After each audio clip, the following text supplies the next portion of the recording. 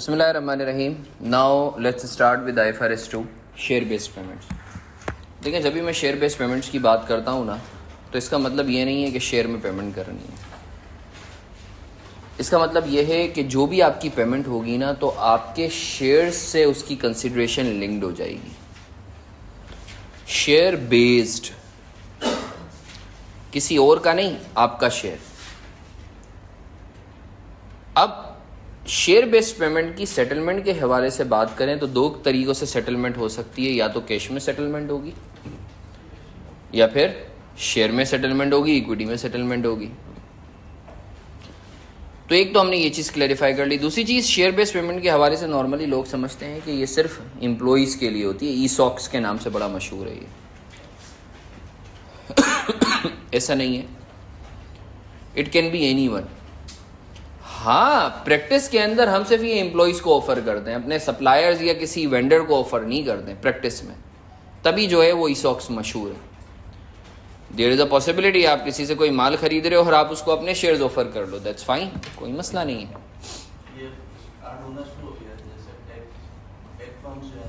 हाँ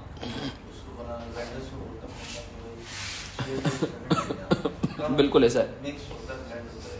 उनका तो मॉडल ही ऐसा है ना, उन बेचारों को पैसे चाहिए होते हैं तो वो इस तरीके के अरेंजमेंट करते हैं। तो स्टार्टअप्स का यही सबसे बड़ा है ना, वो सस्टेनेबिलिटी वाला जो है। वो एयरलिफ्ट का जो है अभी हुआ है, ऑल्दो इसको 1 महीना हो चुका है, बट अगेन दैट वाज जो है बड़ा सेटबैक था। अच्छा, ओके।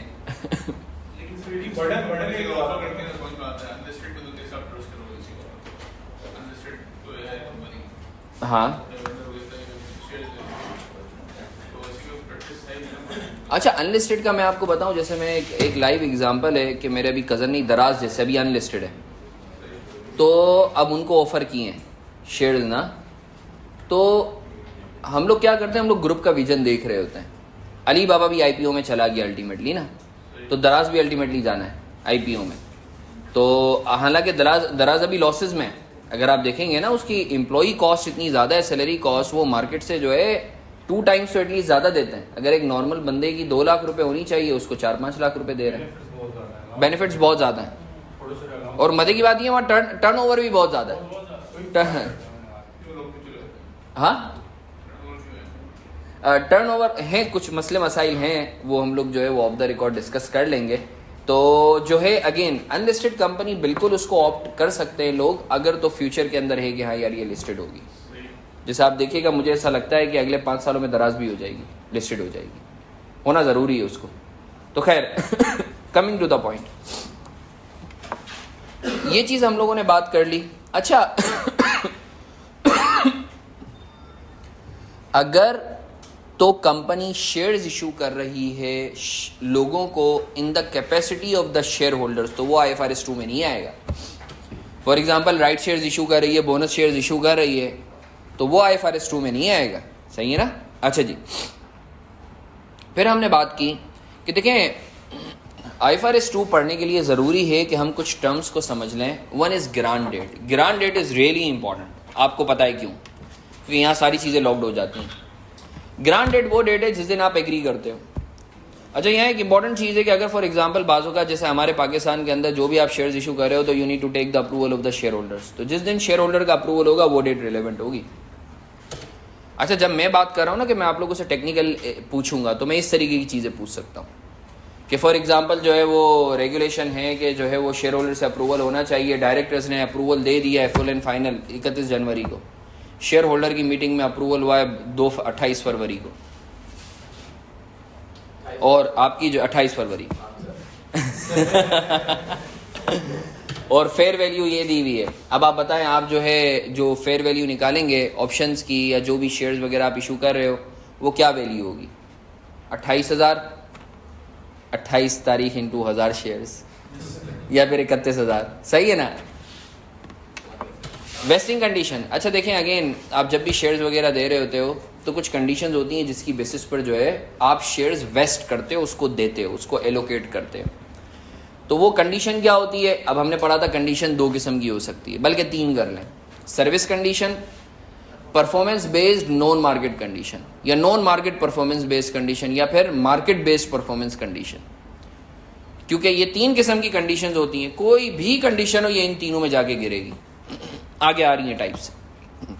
वेस्टिंग पीरियड, जिस पीरियड में आपने कंप्लीट करनी होती है। वेस्टिंग डेट, जिस दिन वेस्ट होगा शेयर्स। अच्छा, ये हमने बात कर ली। अच्छा, यहाँ एक इंपॉर्टेंट बात है जो मैं बताना चाहूँगा। देखें,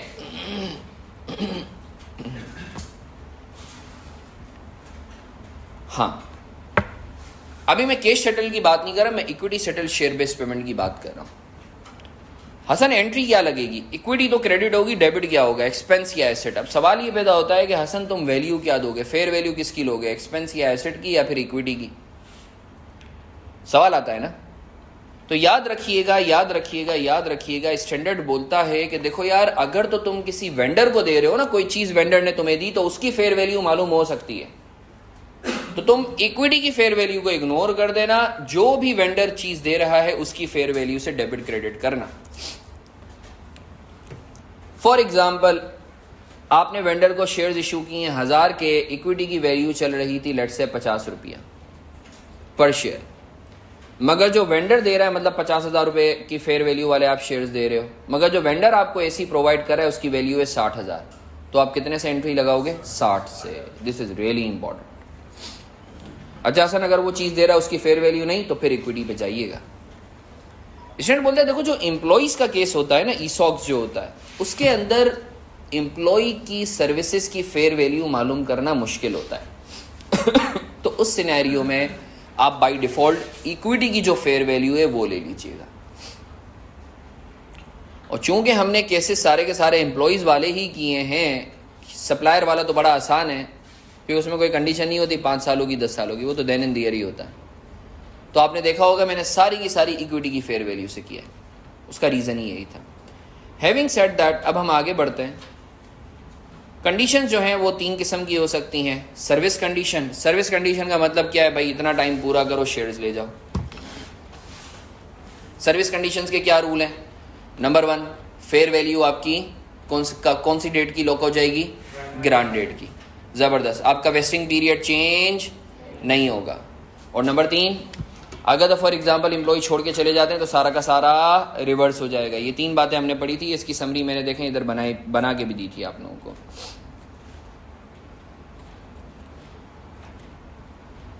ये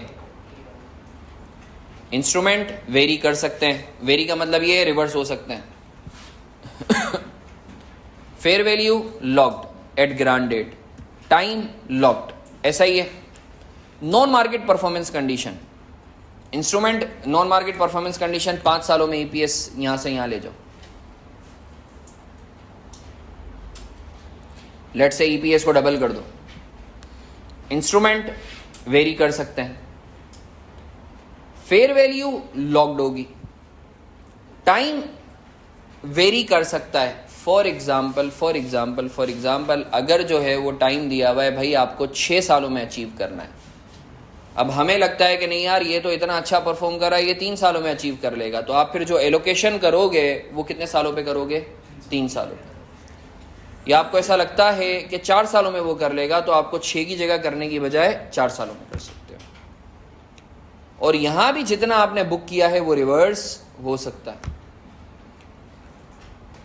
मार्केट कंडीशन, मार्केट कंडीशन के अंदर इंस्ट्रूमेंट तो आपके वेरी होंगे, मगर आपने एक दफा जो बुक कर लिया ना वो रिवर्स नहीं होगा। उसकी वजह क्या है? ये जो आप फेयर वैल्यू लेते हो ना, ये एडजस्टेड होती है विथ प्रोबेबिलिटी और चांसेस ऑफ सक्सेस और फेलियर। जो मार्केट कंडीशन की वेस्टिंग कंडीशन है, मार्केट बेस्ड वेस्टिंग कंडीशन है, उस केस में आपने एक दफा जो बुक कर लिया, एंट्री लगा दी, वो रिवर्स नहीं होगी, चाहे टारगेट पूरा ना हो। इसकी वजह क्या है? क्योंकि ये जो आप फेयर वैल्यू लेते हो, this is adjusted for chances of failure और सक्सेस। हसन कोई ऐसा टारगेट हो जो अचीव ही नहीं हो सकता, तो जाहिर सी बात है उसकी फेयर वैल्यू होगी भी बहुत नॉमिनल, एडजस्टेड। फ्रॉड और एरर के चांसेस तो हर जगह है, तभी आपके पास डबल चेक्स ट्रिपल चेक्स लगे हुए हैं ना। और अगेन टाइम लॉक्ड होगा। अच्छा अचानक 6 साल में अचीव होना था 3 साल में हो रहा है, टाइम लॉक्ड 6 साल। इसके ऊपर मैंने आपको केपीएमजी और पीडब्ल्यूसी की एक इंटरप्रिटेशन भी पढ़ाई थी।